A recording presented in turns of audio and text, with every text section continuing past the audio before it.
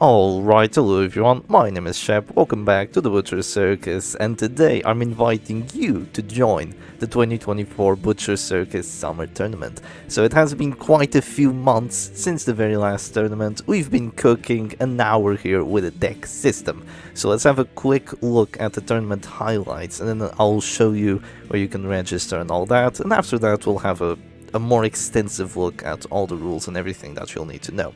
So for starters, there will be a €100 prize pool, so €60 for first place, €30 for second, and €10 for third. This is thanks to all your generous donations. And so it's going to be a double elimination tournament, so if you lose a match, you still have a chance for redemption. And all the matches between the players will be best of 3, apart from the winners finals, the losers finals, and the grand finals, which will be best of 5. And there will be a team deck system, so for this tournament you'll need to provide a deck with 5 teams which you will use for the entire tournament, with a restriction of specific heroes appearing at most 3 times within a deck, meaning that you'll have to build 5 different teams and you can't repeat a character for these 5 teams more than 3 times. So if you really love lepers, you can't bring 5 of them, I'm sorry. It's just it is what it is, right? So yeah, are you ready for the true test? Register now and prove your worth. So the links to both join the official tournament server will be in the description, as well as the challenge where you can actually join the tournament brackets. So I will be looking forward to seeing you all there. So yeah, the registration is open for about another 2.5 weeks, so you still have plenty of time, for which you'll also have to build your deck. We'll have a look into that soon. And if you just want to watch, then the top 8 matches will be live streamed on my channel from July 20th to 21st, which will be when the second stage of the tournament is happening, because this tournament is gonna continue for quite a while. Alright, so let's have a longer look at all the rules, and I'll explain everything that you need to know as we go along. So, rules for the Butcher Circus Summer Tournament. Deck system. Before the tournament starts, all participants are required to submit a 5-team deck. You can do this by making your deck in-game and then screenshotting it. The rules for deck submissions are as follows. You cannot use the same team multiple times. At least one hero has to be changed. So yeah, each team has to be different. You can only repeat a specific hero up to 3 times within your deck, as we mentioned before, so you can't have a Crusader more than 3 times. And your decks must be submitted to a channel that we have in the tournament server on Discord, which will be public for everyone to see. You are free to change your submissions by sending a new one until the 14th of June at 23 UTC, at which point the channel will be locked, and only your latest submission will be considered your deck of choice, but you can delete the previous ones, it's easier. So a few days prior to the submissions being locked, we will try to contact everyone that is already registered into the tournament on the challenge to see if they've submitted the deck already, and if you have no deck submission, then you will be disqualified. For that, we're also requesting that people use at least the same username or something similar between the challenge, the Discord, and on Steam, because it's going to be a lot easier for streaming purposes and also for identifying who's who, right? So yeah, once the tournament starts, your decks are permanent. Also, before we go into that, let's have a quick look at some decks already, so we get some examples. So a lot of people have submitted their decks. I've submitted the deck myself, which you've probably seen on the recent videos. I've been showcasing it a lot. Where is it? Yeah, I might be changing it around a bit, but at the moment this is my deck. So as you can see, 1, 2, 3 Flagellants, 1, 2, 3 Crusaders, 2 Arbalists, 2 Grave Robbers. So yeah, I'm not repeating any character more than 3 times. So there's going to be a lot of thinking and a lot of deck building. This is going to be a very crucial part of the tournament, because you won't be able to change your decks. So having a very good deck is going to be fundamental to actually winning the tournament, because no matter how good you are, if you go into the tournament with a deck that has 3 lepers, then I don't know, maybe Kashi is gonna surprise me and he's going to do very well with his 3 leper deck, but you know, there are a lot of different decks being built, and it's really fun seeing how they all interact with one another.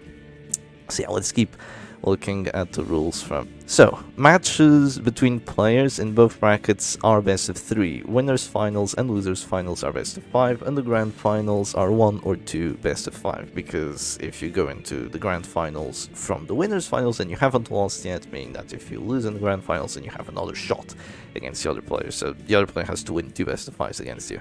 The tournament is split into 2 stages, the qualification stage and the final stage. Qualification lasts until the top 8 players have been determined, meaning 4 in the winners bracket and 4 in the losers bracket. Qualification lasts for 5 weeks and finals 1 to 2 days. This basically means that you can join the tournament, and the overwhelming majority of the matches that will happen, let me show you.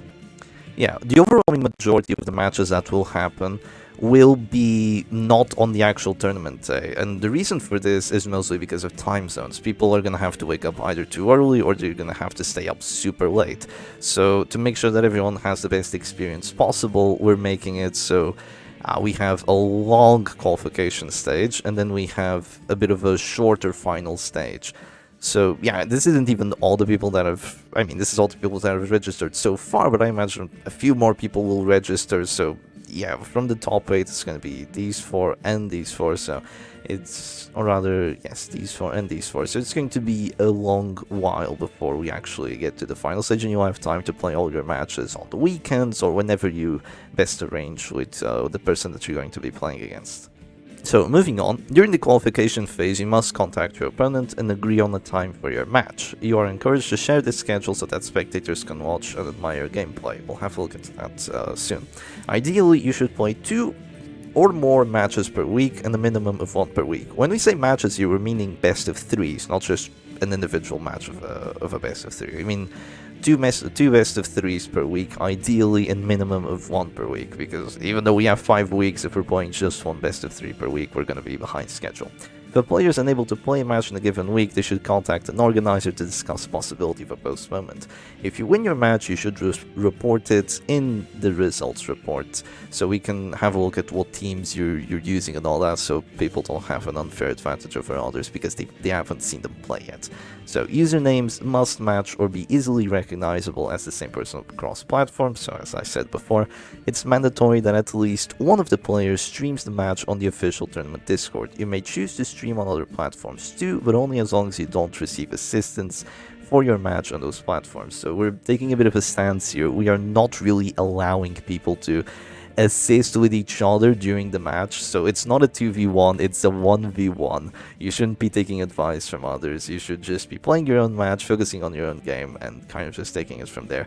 The reason we're streaming too is so we can have a cooler experience, so everyone can watch everyone's matches on the voice channels, and that's a bunch of fun, honestly. And it also means that we can make sure all the rules are being followed, as there's many times going to be an organizer there as well. So if you are streaming the match, you're advised to hide your team before the match starts. You may also request that your opponent locks in their team first by readying up and remaining ready until the match starts. This is to prevent the possibility of a player stream sniping in order to counterpick. The qualification stage of the tournament starts on Saturday, June 15th at 11 UTC, and the final stage of the tournament starts on Saturday, July 11th at 11 UTC. So this is basically midday or rather noon for the United Kingdom. So it's at the very center of the time zone. So if you live in the US, it's going to be early morning. If you live somewhere in Asia, it's probably going to be somewhere in the afternoon towards the evening. So hopefully it won't be too much of a hassle for most people. No show. If you are in the qualification stage and there is no sign of your opponent 3 days after the starting time for their match, then they automatically lose. If you are in the final stage and your opponent has 30 minutes, so if you're already in the final day and your opponent doesn't show up in 30 minutes, doesn't say anything, even after you've messaged them, you can contact us, and if there's a no-show, then you will get a free win. But I highly doubt that will happen for the final stage, but we'll see. It has happened before, I believe. Yeah, I believe it has. So in terms of disconnects and desyncs, in case of a disconnect or desync, you should take a screenshot of your match if possible and notify an organizer. If both you and your opponent, by the way, a disconnect or desync is when you're playing a match and it's like round 5 and out of nowhere Either the game crashes because of desync, or the torch starts passing from one person to another, and it's a bit complicated. So let's see what we can actually do to handle these situations. So if both you and your opponent agree that one of you had a good advantage and would likely win, then you can agree to report that as a result of the game. If both you and your opponent agree to replay the match, then you can do so after letting an organizer know of it. If you and your opponent can't agree, then the organizers can decide to either ask the two opponents to rematch or determine who the win should go to based on the state of the game at the time of disconnect or desync. The process for this is the organizers will gather all the information they can, such as the abilities and trinkets used, number of uses left on the limited abilities, what affliction each hero got, etc. To assist with this, we ask that both players remain in the game so they can actively check these variables for us. An alternative is recording gameplay so they can send us the recording. Using all the available information, the organizers will discuss the game and vote on the fairest outcome. After a decision is made, the organizers will write a little explanation of why they reached that conclusion, which will then be posted for everyone in the tournament to see. So yeah, unfortunately, some matches will be ongoing for a while, and even after a rematch, a desync keeps happening. Red Hook, please. It's been so long. Did you know that today is the 4th anniversary of the Butcher Circus being released and actually playable? And we still have these things, which are semi-regular occurrence. It's really unfortunate, but you know, such is the way of the Butcher Circus. We still love this game despite its flaws, and we can hope that these are the exceptions and not the rule, and that with these rules we can make sure that everyone has the fairest outcome towards their match. So if these things keep happening between you and your opponent, you should contact one of the organizers. We'll arrange a match using proxies to solve this issue. What this means is that your match will be played by two of the organizers, one representing each player. You will both tell your representative what moves to play in the match as you watch it on stream. So if you and your opponent just keep disconnecting, there's like 1 disconnect, 2 disconnects, 3 disconnects, or you can't even connect to one another to even play the match, you can ask one of the tournament organizers to play for you against another tournament organizer which will be playing for the other person. And you can communicate with them, telling the moves of the match to make sure that, you know, the players are still the ones playing against one another, but that it actually has a stable connection. So it's unlikely that this will happen, but it might, and you know, at least we have a way of dealing with it. So in terms of mistakes, if you misclick and start a match with a team you have already used or isn't in your deck, you should surrender to stop the match, but you must tell your opponent one hero you will use for said match and the hero's trinkets. The players are free to pick teams different to those in the cancelled match, keeping in mind teams that they have already used and the disadvantage placed on the person who made the mistake. So let's say you're playing a deck against another person and you've already used a team in your deck.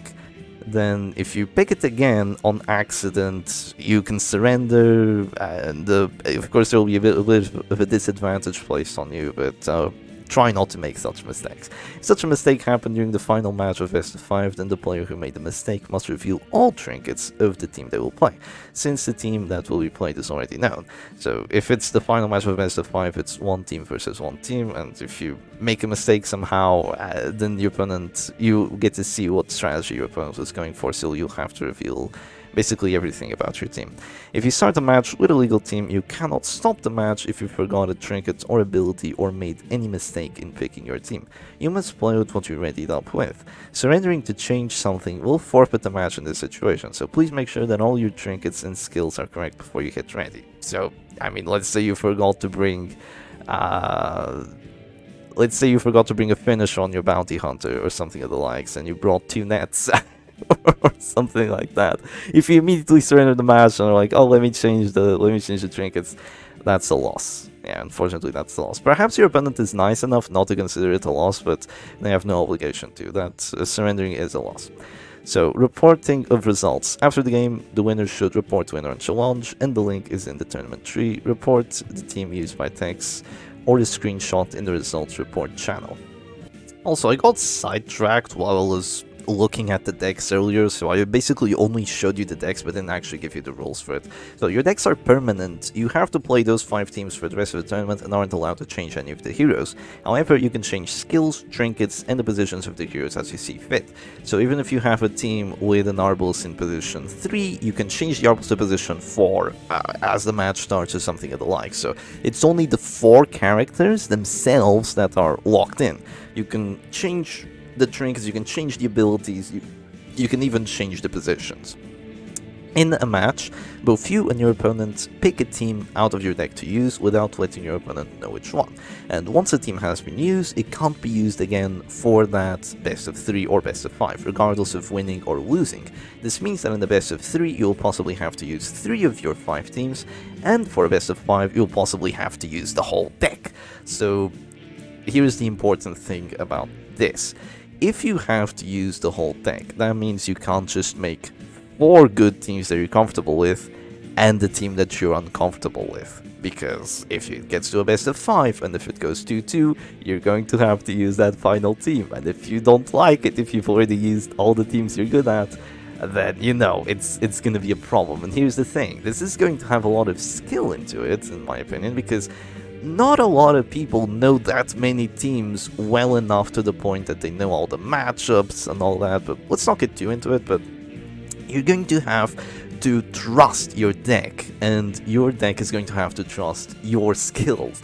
So you have to pick teams that fit with one another, because just bringing 5 damage teams ain't gonna work, obviously. Or, you know, maybe it could work, maybe you can make it work, I don't think I could, but making 5 damage teams is not gonna work, so you're going to have to know a lot about the Butcher Circus. It's a cool system, I dig it, I definitely like this system, I'm very excited for this tournament. I want to see all the craziness people are gonna bring through, and I want to see all the crazy moments that we're gonna have, and I hope you will want and you will see them too. But anyway, hope y'all enjoyed today's video, and I'll see you again another time. Cheers.